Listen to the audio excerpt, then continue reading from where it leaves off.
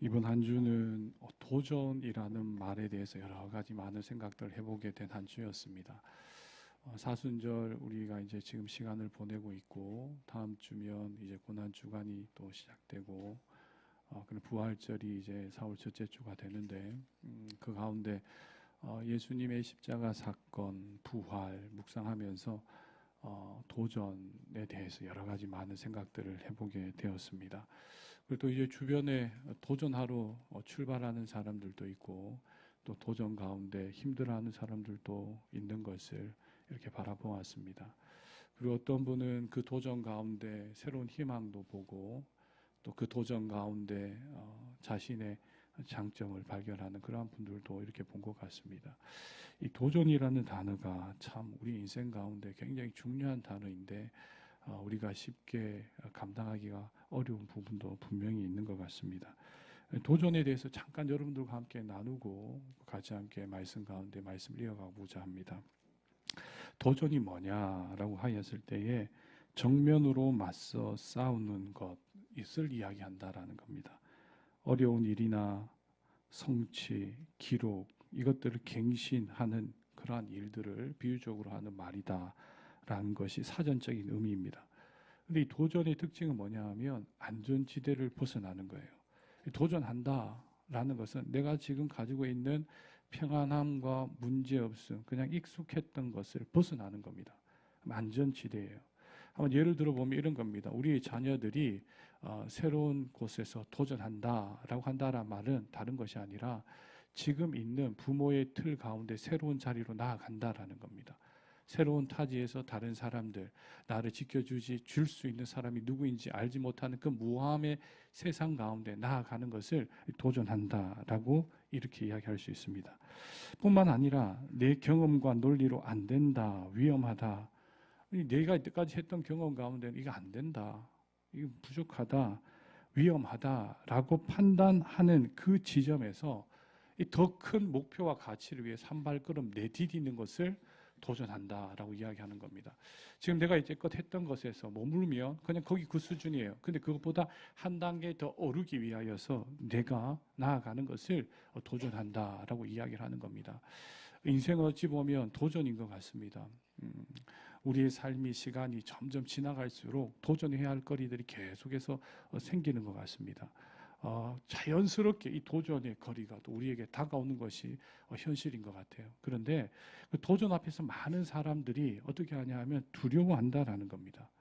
왜냐하면 가보지 않은 길을 가기 때문에, 새로운 것들을 갱신해야 되기 때문에, 새로운 목표를 또 추구해야 되기 때문에 그들의 마음속에는 불확실성이 있는 거예요.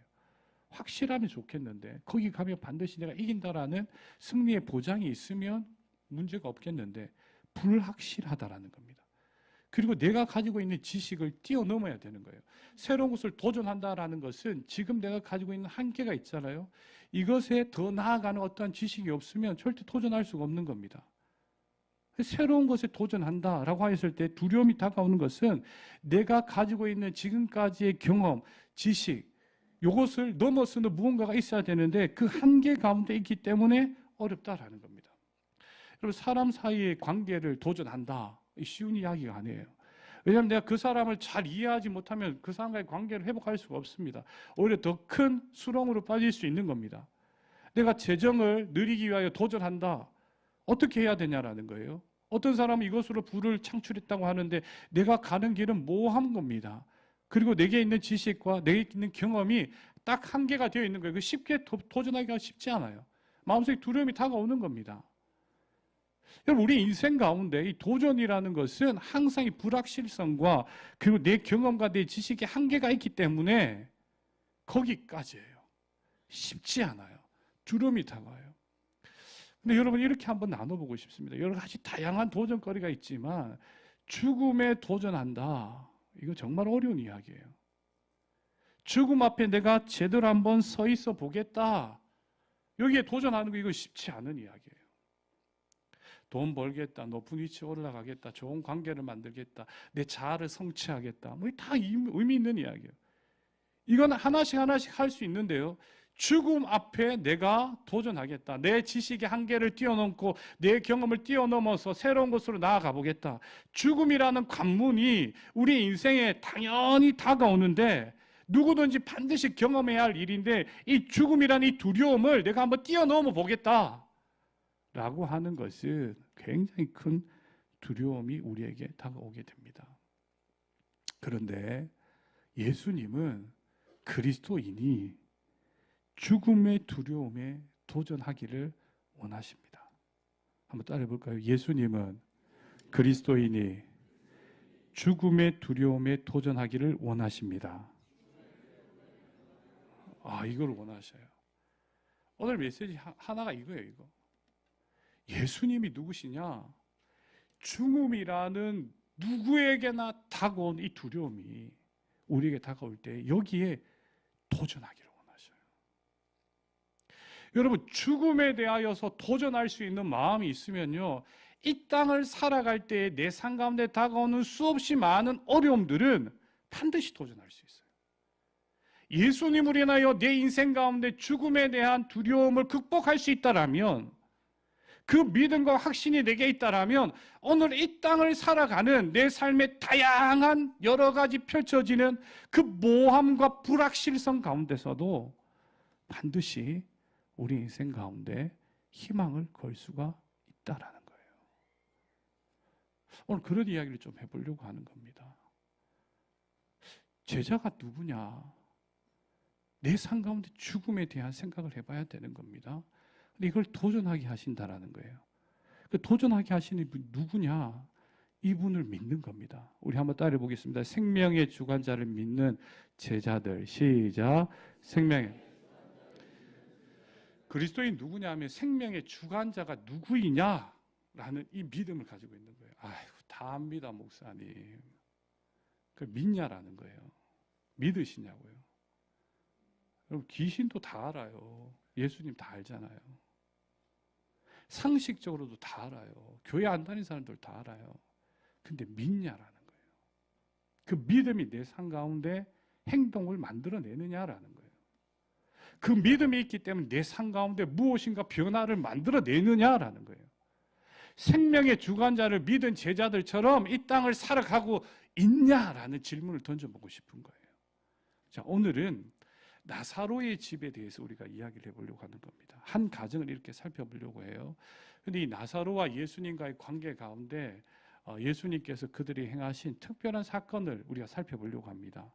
그런데 오늘 읽은 말씀 가운데요, 예수님께서 이해되지 못하는 이야기와 행동을 하십니다. 그게 무엇 때문이신지를 여러분들 생각해 보면 좋겠어요. 오늘 이야기 이런 식으로 펼쳐져요. 예수님께서 도저히 이해할 수 없는 일을 막 하시면서 마지막에 빵 터뜨리시거든요. 그 뭐냐 하면 그 이해될 수 없는 그 상황이 우리의 인생 가운데 있는데 예수님을 믿지 못하는 상황 가운데 놓여지는데 거기에서 예수님이 빵 하고 강력하게 어마어마한 능력을 나타내 보이시거든요. 그럼 뭐냐?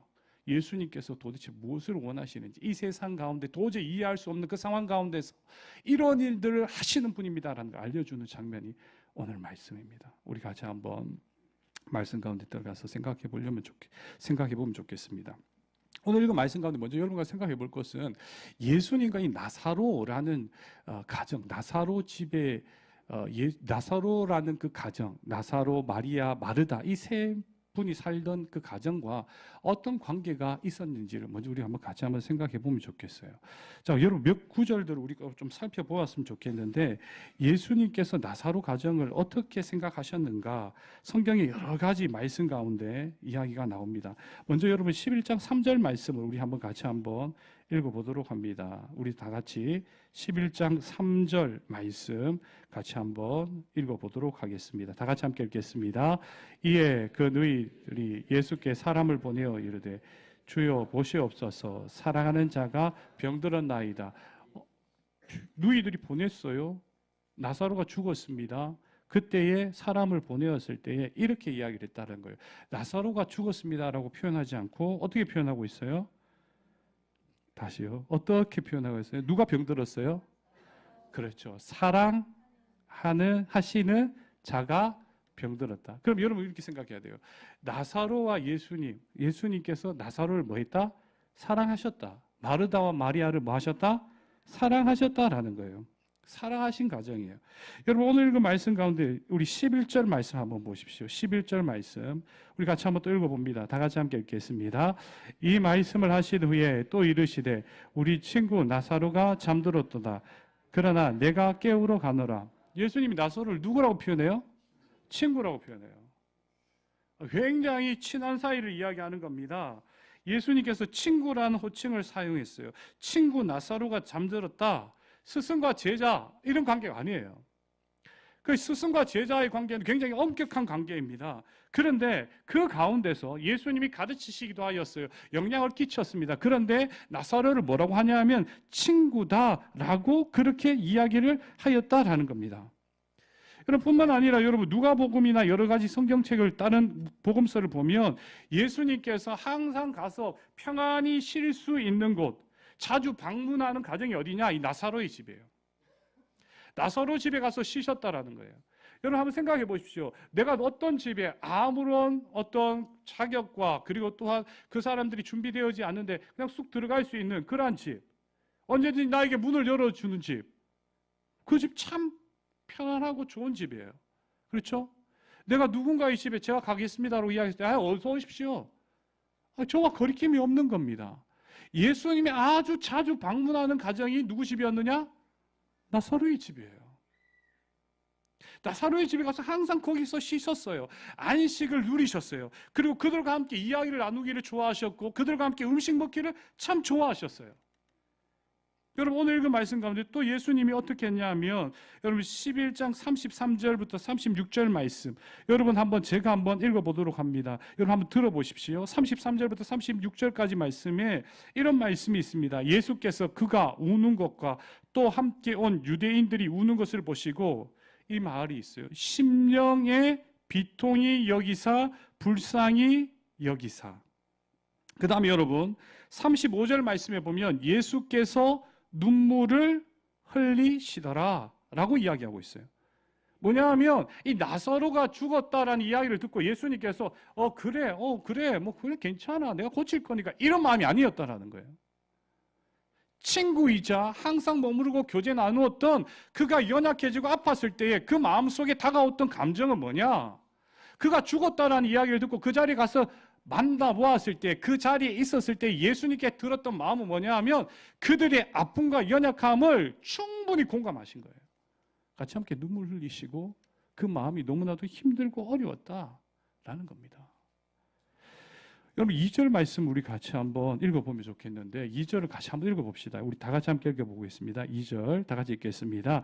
이 마리아는 향유를 주께 붓고 머리털로 주의 발을 닦던 자요 병든 나사로는 그의 오랍이더라. 자, 뭐 했다는 거예요?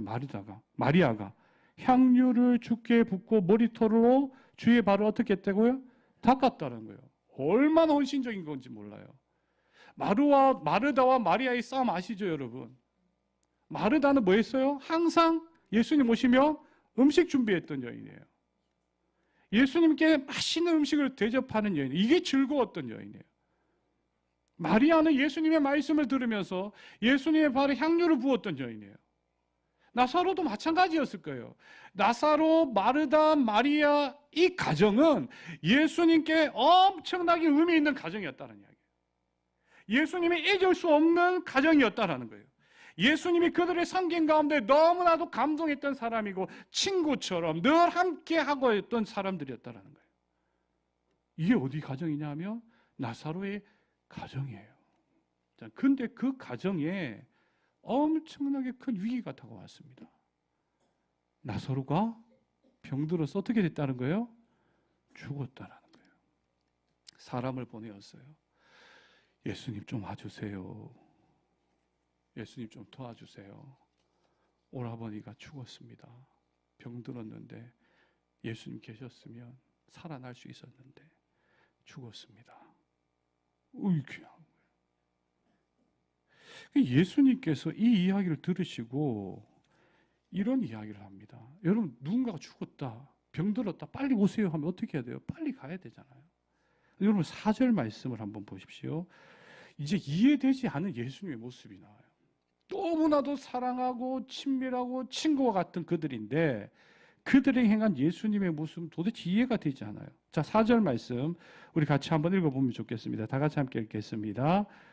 예수께서 들으시고 이르시되 이 병은 죽을 병이 아니라 하나님의 영광을 위함이요 하나님의 아들이 이로 말미암아 영광을 받게 하려 함이라 하시더라. 좋아요. 좋은 말이죠. 근데 여기에서 초점 맞출 것은 이 병은 죽을 병이 아니라 라고 말한 거예요. 예수님 빨리 와서 고쳐주십시오 하는데 아니다. 이 죽을 병 아니다. 근데 어떻게 돼요? 나중에 죽어요. 예수님 며칠 만에 가냐면 4일 만에 갑니다. 여러분 오늘 그 다음 말씀 6절 말씀이 또 이해가 안 돼요. 6절 말씀 보십시오. 나사로가 병들었다 함을 들으시고 그 계시던 곳에 며칠을 더 유합니까? 이틀을 더 유해요. 이해가 안 되는 일을 합니다. 예수님이. 도대체 왜 저러시지 저분이? 친구라며 사랑한다라며 항상 가는 곳은 나사로도 집이었잖아. 근데 왜 저러시지? 병든 거 죽는 것이 아니라고 했는데 죽어버렸어요.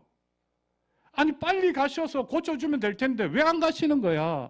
그 능력과 치유의 역사를 발휘하시던 그분이 다른 사람은 다 고쳐줬는데 가장 가까이 했던 그 사람들은 왜 안 고쳐주는 거야? 왜 안 가시지 저분이 지금? 이틀을 더 그 자리에 유해요. 이해와 납득이 안 되는 일을 하시는 거예요. 예수님 뭐 이중인격자인가 이거? 여러분 7절 말씀 한번 보십시오. 7절에 보니까 또 이제 제자들에게 황당한 일을 하셔요. 이틀을 유하시고 난 다음에 7절 우리 다시 한번 읽어볼까요? 다 같이 읽겠습니다. 그 후에 제자들에게 이르시되 유대로 다시 가자. 이제 이야기하시는 거예요. 근데 여러분 유대로 가는 것 예수님이 지금 피난 와 있거든요. 지금 그 앞에 여러분 10장의 내용이 뭐냐 하면 예수님이 행하시는 일들을 가지고 유대인들이 책을 잡아서 예수님 돌로 쳐 죽이려고 할 때예요. 그래서 피신하신 거예요. 예루살렘에 들어가지 못한 거예요. 피신하셨어요. 베다니에서 나사로의 집에서 거기에 거하지도 못하고 나오신 거예요. 그런데 다시 유대로 가자라는 거예요. 그 제자들이 이렇게 이야기합니다. 예수님 지금 유대인들 돌로 치려 했지 않습니까? 근데 다시 그 자리 가자고요? 아니 이틀 동안 이제까지 안 가시다 이제 가자고요? 거기 가면 우리 죽을 수도 있어요. 예수님 도대체 이해가 안 돼요. 이게 이틀 동안 계시다가 이틀이 지나서 거기 또 들어가신다는 거예요. 그러면서 11절 말씀 한번 우리 봅시다. 11절 우리 다 같이 함께 읽어보도록 합니다. 다 같이 읽겠습니다. 이 말씀을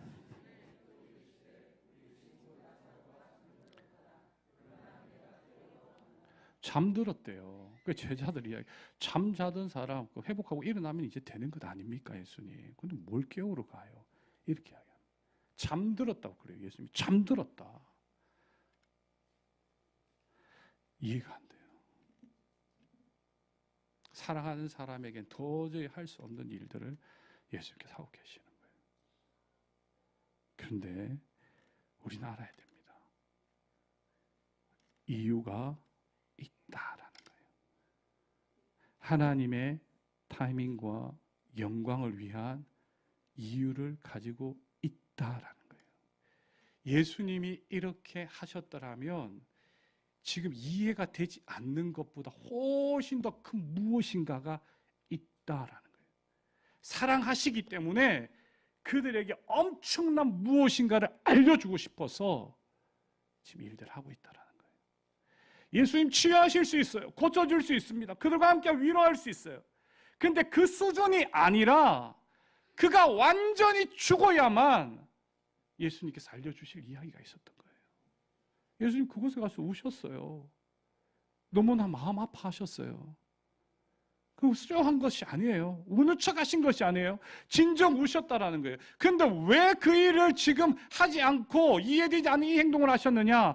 이 일을 행하여 주시기 위하여서 하나님께서 어떤 영광을 바라보기를 원하시는지, 그리고 그것을 알아서 그 사랑하시는 나사로와 마리아와 마르다와 예수님의 제자들이 그들의 인생 가운데 어떤 교훈을 얻게 하시기 원하여서 예수님이 일들을 행하셨다라는 거예요. 참 대단하지 않아요? 이해가 안 돼요. 이해가. 근데 결국은 딱 한마디로 이야기할 수 있습니다. 그 뭐냐? 한번 따라해 보실까요? 예수님은 죽음을 이기셨습니다. 이기셨다는 거예요. 예수님이 병들었을 때 가지 않아요. 너무 사랑하기 때문에 그들에게 진짜 중요한 것을 이야기해 주고 싶은 거예요. 예수님이 죽음을 이기신다라는 것을 이야기를 해주고 싶은 거예요. 자, 한번 보십시오. 몇 가지 단어를 우리 구절을 다시 한번 읽어보려고 하는데 예수님이 어떤 말씀을 하셨는지 다시 한번 생각해 봅시다. 죽음을 이기신 예수님께서 무슨 계획을 가지고 이야기하셨는지 다시 한번 생각해 보는 거예요. 아까 전 이해가 안 됐지만 이해를 한번 해봅시다. 어떻게 되시냐, 어떤 이야기인지. 11절을 우리 다시 한번 읽어봅니다. 다 같이 읽겠습니다. 이 말씀을 하신 후에 또 이르시되 우리 친구 나사로가 잠들었도다. 그러나 내가 깨우러 가노라. 이렇게 이야기해요. 서로가 뭐 했다? 뭐 들었다? 잠들었다라는 거예요. 하나님의 아들, 온 인류를 창조하시고 역사를 창조하신 그분에게 죽음이라는 것은 마치 뭐와 같다? 잠과 같다라는 거예요. 언제든지 하나님의 아들, 생명의 주관자는 그 사람을 깨울 수가 있다라는 거예요. 이걸 이야기하시는 거예요. 잠든 거야. 실제로 죽었어요. 4일 뒤에 갔으니까. 실제로 죽었어요. 죽은 지 4일 뒤에 갔기 때문에 확실히 죽은 겁니다. 근데 예수님의 관점은 그게 아닌 거예요. 부활의 주님이 그들 가운데 찾아가서 그를 다시 일으키시는 사건은 그들은 뭐 했다? 잠들어 있는 거예요. 이걸 예수님이 이야기하는 거예요. 또 하나의 사건을 우리 한 번 더 읽어봅시다. 그 다음에 우리가 같이 함께 볼 것이 뒷부분인데 25절, 26절 말씀이에요. 예수님께서 그들에게 이야기합니다. 누이들에게 이야기를 해요. 25절 말씀, 26절 말씀 마르다에게 이야기합니다. 제가 한번 읽어보겠습니다. 이렇게 이야기합니다.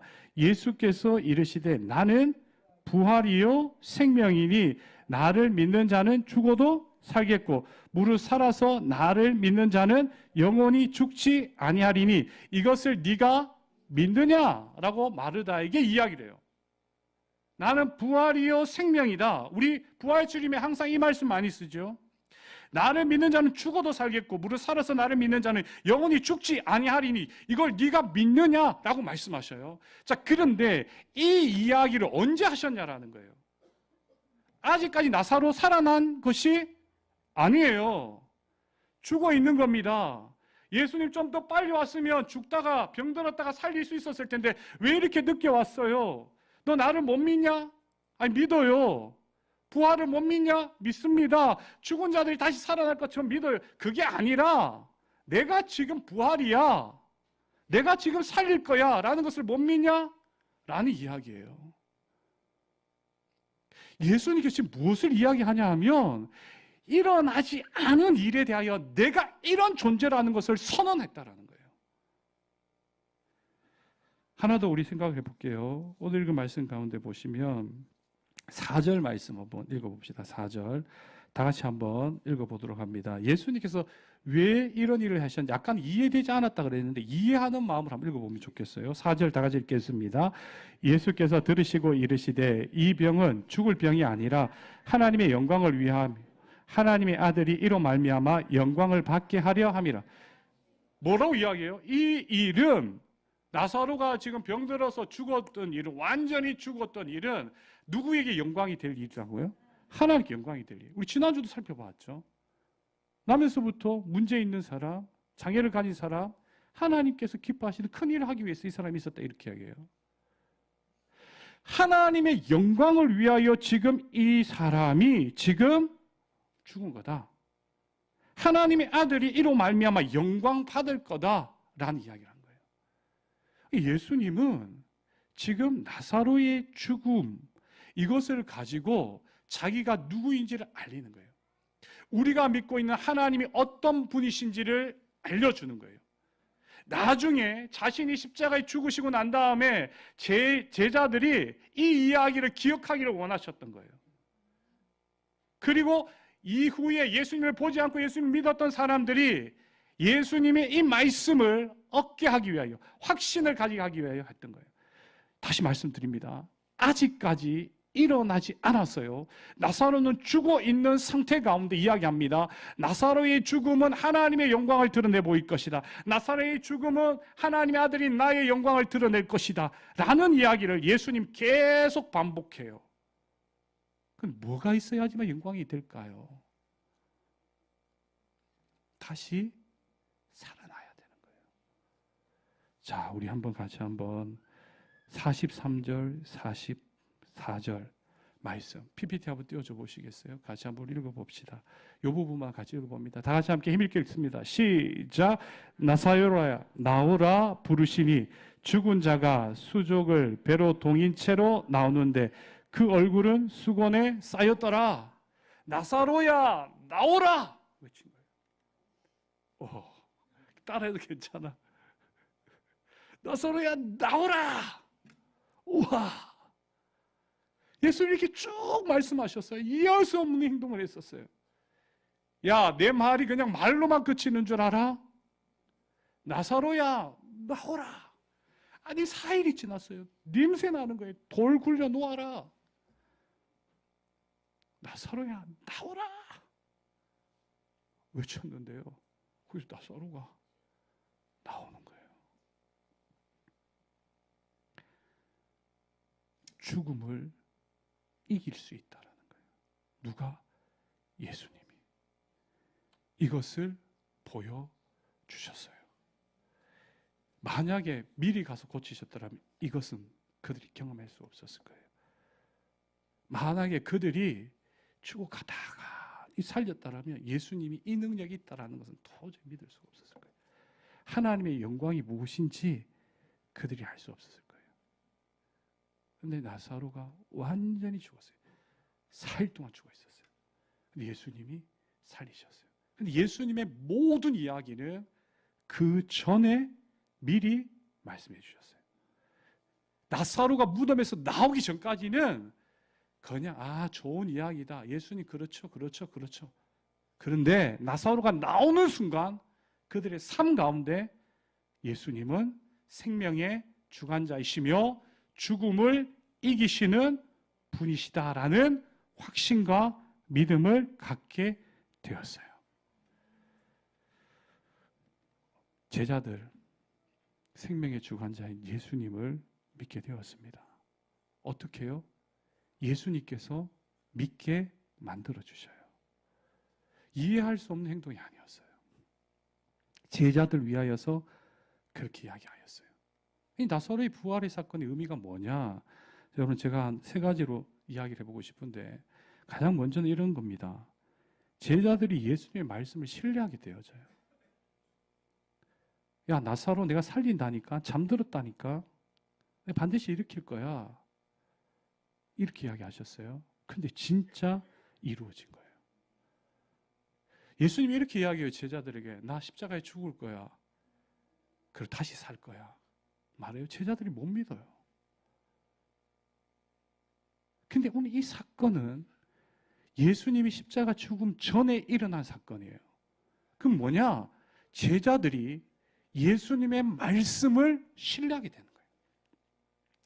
예수님의 이야기는 반드시 이루어진다.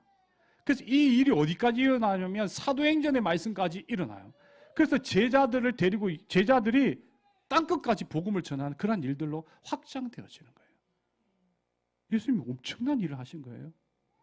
또한 그리스도인이 부활할 것에 대해 예수님이 이야기합니다. 그래서 바울이 쓴 글에 보면, 고린도전서의 말씀에도 보면 부활에 대한 신앙이 확실히 있어요. 우리도 부활한다. 부활의 첫 열매 되신, 부활의 그 일들을 창출하신, 그 일들을 만드신 예수님과 같이 그 어느 날 우리 잠들어 있다가 다시 일어난다 라는 이 부활의 신앙을 고백하는 거예요. 마지막 또 하나는 뭐냐? 예수님이 말씀하신 이 부활의 사건이 우리의 인생, 이 땅을 살아가는 어떠한 고난이 다가와도, 우리의 죽음이 우리 앞에 다가와도 우리는 절대 거기에서 쓰러지지 않는다. 고난 가운데 하나님의 영광을 바라본다 라는 고백이 되어지는 거예요. 말씀을 맺습니다. 예수님 부활 사건을 사랑하는 사람들에게 이렇게 보이셨어요. 무엇 때문인가?